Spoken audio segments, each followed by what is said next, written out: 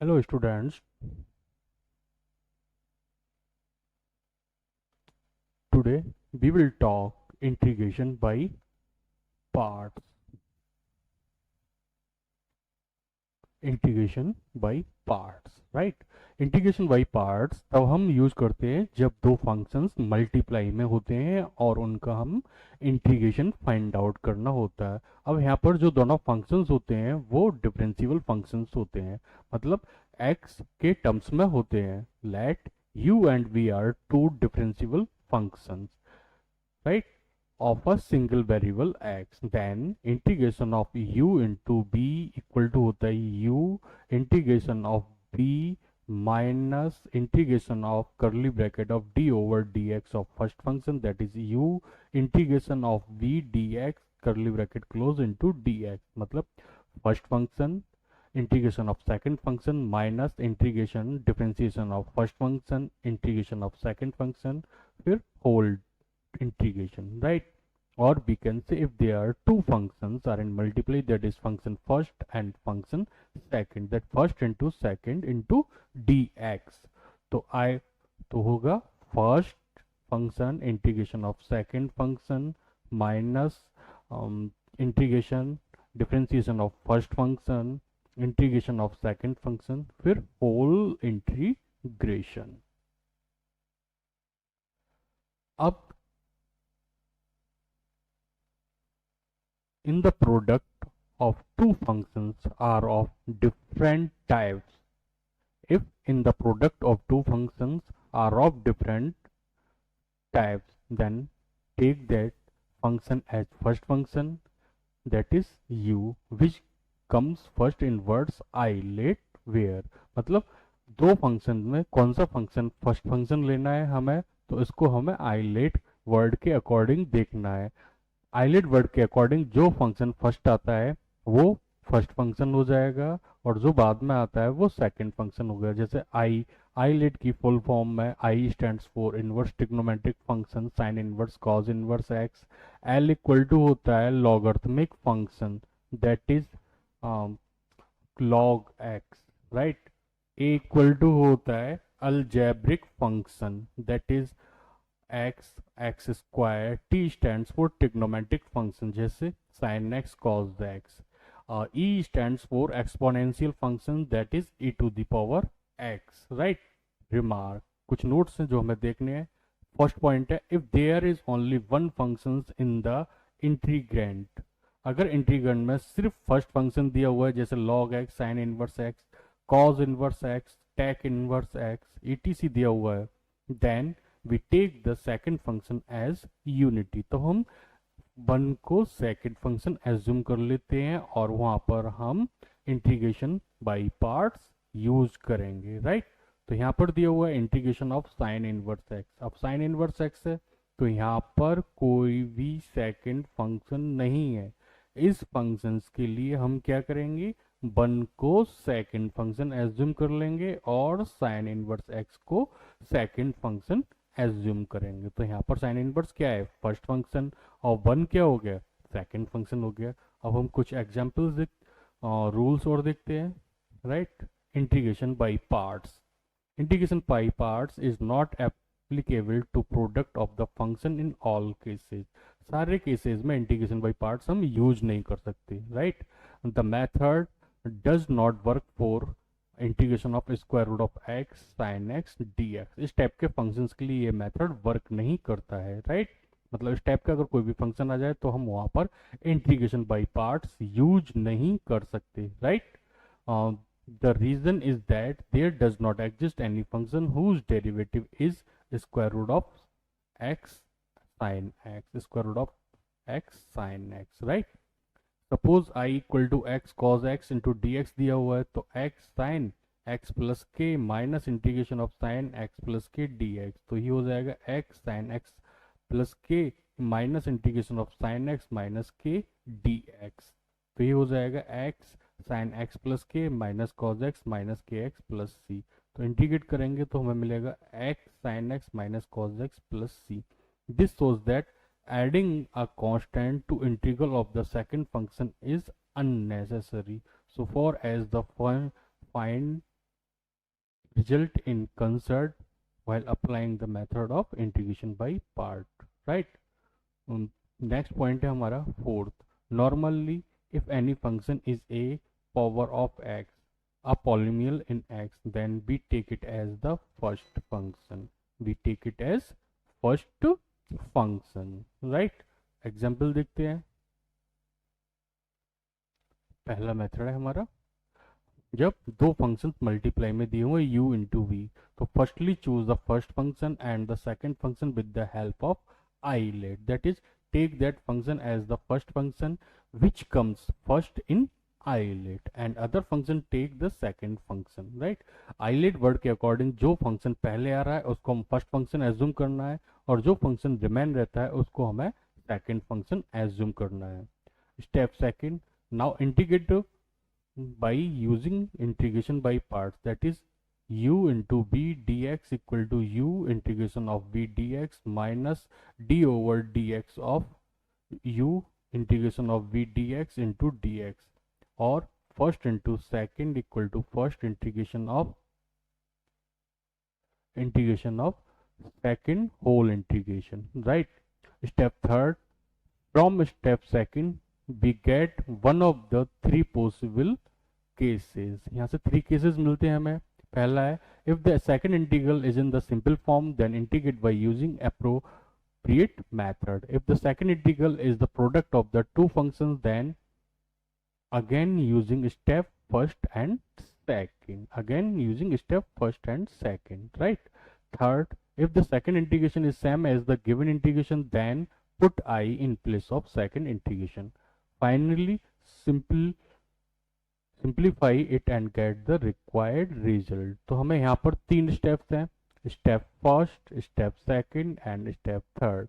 अगर simple function दिए हुए हैं तो आप आइलेट वर्ड के अकॉर्डिंग उन फर्स्ट फंक्शन और सेकंड फंक्शन एज्यूम कर लीजिए, और स्टेप सेकंड के अकॉर्डिंग फॉर्मूला लगा के इंटीग्रेशन बाय पार्ट से उसे इंटीग्रेट कर दीजिए, right?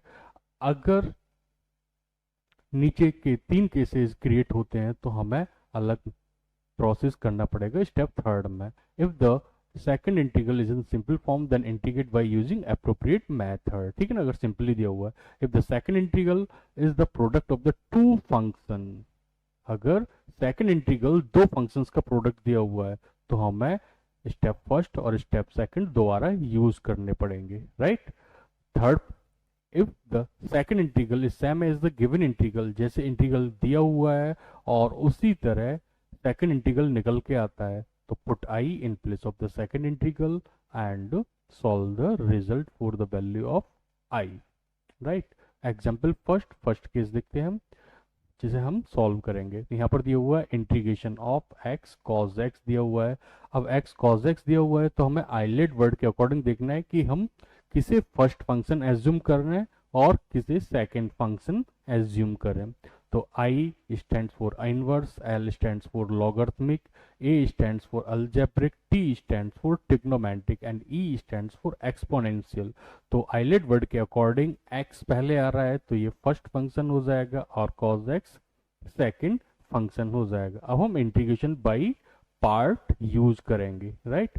Integration by part use करेंगे तो यहाँ पर फॉर्मूला होता है हमारा integration of first into second of D X equal to first integration of second function minus integration of D over D X of first function integration of second function whole integration.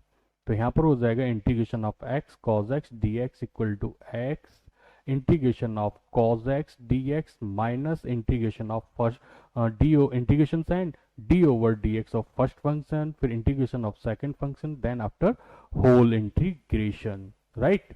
तो यहाँ पर हमें मिलेगा x cos x का integration हो जाएगा sin x, d over dx of हो जाएगा 1 एंड cos x का इंटीग्रेशन होता है माइनस sin x. तो ये हो जाएगा x sin x plus cos x plus c.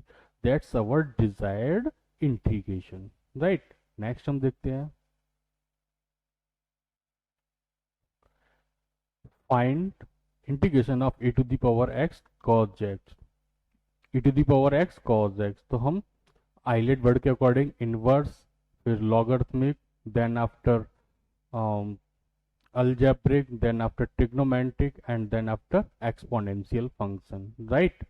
तो हम e to the power x को सेकंड फंक्शन एज्यूम करेंगे और cos x को फर्स्ट फंक्शन एज्यूम करेंगे और इंटीग्रेशन बाय पार्ट्स का फॉर्मूला यूज करेंगे। तो इंटीग्रेशन बाय पार्ट्स का जब फॉर्मूला यूज करेंगे तो हमें मिलेगा integration of first into second D X equal to first integration of D X minus integration of D over D X of first function and integration of D second function whole integration D X. तो ये I equal to हो जाएगा integration of e to the power x cos x, तो cos x integration of e to the power x minus integration of d over dx of cos x integration of e to the power x dx whole integration.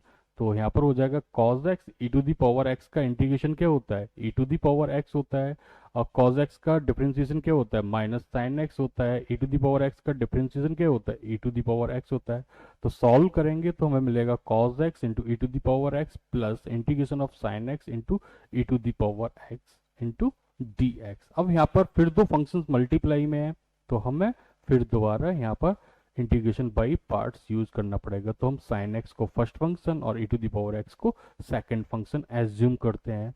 तो हमें यह मिलेगा i equal to cos X into E to the power X plus sine X integration of second function minus whole integration D over D X of first function integration of second function and whole integration, right.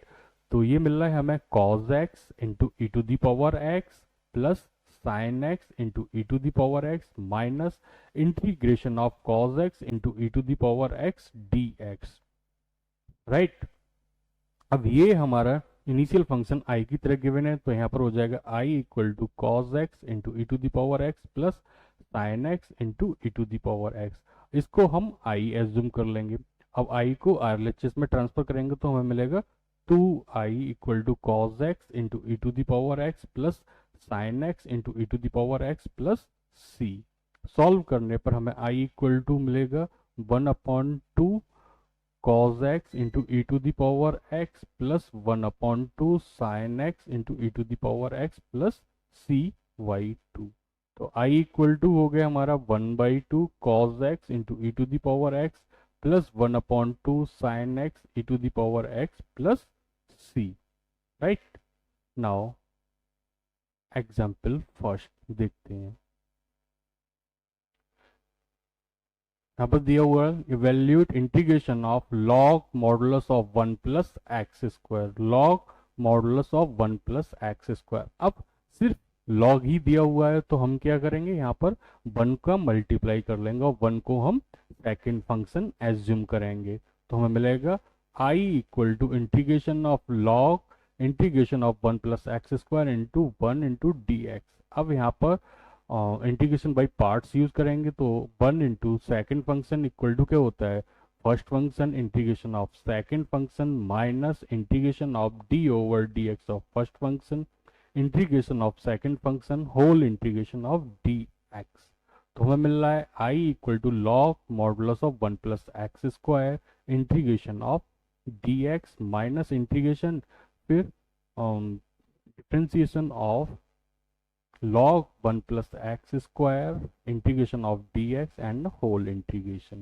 After differentiation we are getting log modulus of 1 plus x square into x minus, अब log 1 plus x square को जो differentiation होता है वो होगा 1/1 plus x square और 1 plus x square को हम डिफरेंशिएट करके मल्टीप्लाई करेंगे तो हमें मिलेगा integration of 2x upon 1 plus x square into x dx, क्योंकि 1 का इंटीग्रेशन x dx हो जाएगा। तो हमें मिल रहा है log modulus of 1 plus X square into x minus integration of 2x square upon 1 plus X square into D X.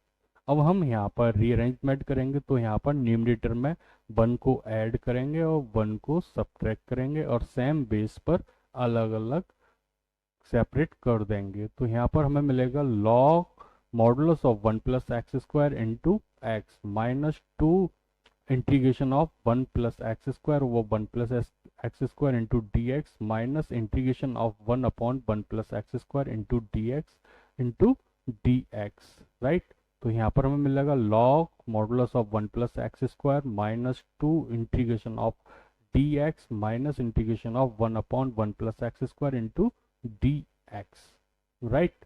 तो यहाँ पर हो जाएगा log modulus of 1 plus X square minus 2। अब 1 का जो इंटीग्रेशन होता है वो x हो जाएगा और 1 अपॉन 1 प्लस एक्स स्क्वायर का इंटीग्रेशन होता है tan इनवर्स x। ब्रैकेट्स को जब ओपन करेंगे तो हमें मिलेगा log modulus of 1 plus X square minus 2 x plus 2 tan inverse x plus c, right, into x और आएगा यहाँ पर। That's clear, okay.